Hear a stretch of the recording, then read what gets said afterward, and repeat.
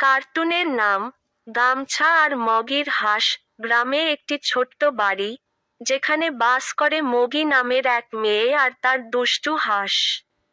মগি প্রতিদিন সকালে উঠেই গামছা গায়ে জড়িয়ে কাজ শুরু করে, আর হাঁসটা তার পেছনে ঘুরতে থাকে। একদিন সকালে মগি হাঁসটার সাথে পাটক্ষেতের দিকে যাচ্ছিল। হঠাৎ হাঁসটি মগির গামছার মাথায় বসে পড়ল।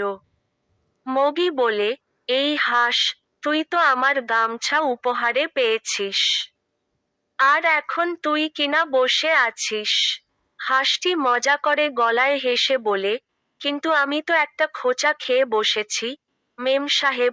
মগি অবাক হয়ে বলে, খোঁচা? তুই আবার কিসের খোঁচা খালি? হাঁসটি কাঁধ ঝাঁকিয়ে বলে, তোকে না বললে বুঝবে কিভাবে? পাটক্ষেতের মধ্যে আমি একদিন সোনালি মাকড়সার পেছনে দৌড়ে গিয়েছিলাম, আর সেখানে তোর গামছা গুম হয়ে গেল। মগি তখন হাঁসকে টেনে নিয়ে বলে, এবার তুই আর আমাকে পাটক্ষেতে বসিয়ে রাখবি না। তুই আমি মিলে কাজে লাগবো।